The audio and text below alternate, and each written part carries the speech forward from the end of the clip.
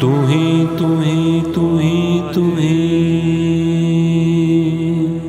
तू ही तू ही सर ਵਾਹਿਗੁਰੂ ਦਾ ਮਤਲਬ ਕੀ ਹੈ ਤੇ ਵਾਹਿਗੁਰੂ ਜਪਦੇ ਹੋਏ ਮਨ ਵਿੱਚ ਕੀ ਖਿਆਲ ਆਣਾ ਚਾਹੀਦਾ?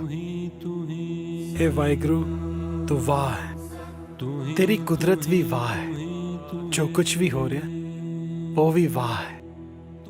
वाहिगुरु एक रज़ा है। ਜਦੋਂ ਅਸੀਂ ਨਾਮ ਜਪਦੇ ਹਾਂ ਤਾਂ ਆਪਣੇ ਮਨ ਨੂੰ ਉਹਦੀ ਰਜ਼ਾ ਵਿੱਚ ਲੈ ਕੇ ਆਈਏ। ਜੋ ਕੁਝ ਵੀ ਹੋ ਰਿਹਾ ਉਹਦੇ ਹੁਕਮ ਵਿੱਚ ਹੋ ਰਿਹਾ। ਜਦੋਂ ਵੀ ਅਸੀਂ ਨਾਮ ਜਪਾਂਗੇ ਨਾ ਫਿਰ ਸਾਨੂੰ ਹਰ ਪਾਸੇ ਉਹੀ ਨਜ਼ਰ ਆਏਗਾ। तू ही तू ही तू ही तू ही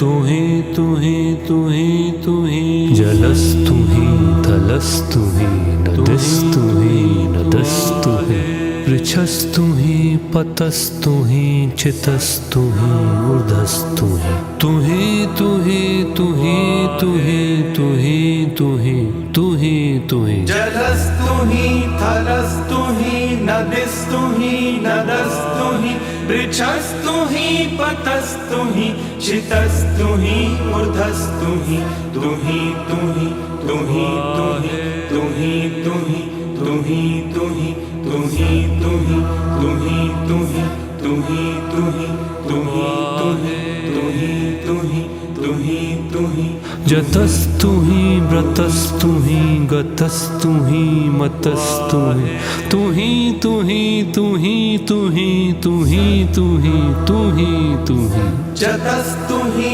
व्रतस्तु ही गतस्तु ही मतस्तु ही तू ही तू ही तू ही तू ही तू ही तू ही तू ही सर ਅਸੀਂ ਭਾਂਡੇ ਮਾਂਜਣ ਦੀ ਸੇਵਾ ਕਿਉਂ ਕਰਦੇ ਹਾਂ ਤੇ ਇਹ ਥਾਂ ਕਦੋਂ ਪੈਂਦੀ ਹੈ? ਪੁੱਤਰ ਸਾਡੇ ਤੇ ਪਰਮਾਤਮਾ ਦੇ ਵਿਚਕਾਰ ਇੱਕ ਹਉਮੈ ਦੀ ਦੀਵਾਰ ਹੈ।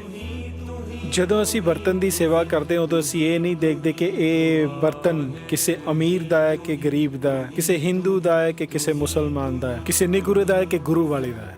ਅਸੀਂ ਸਿਰਫ ਇਹਨੂੰ ਗੁਰੂ ਰੂਪ ਸਮਝ ਕੇ ਇਹਦੀ ਸੇਵਾ ਕਰਦੇ ਹਾਂ।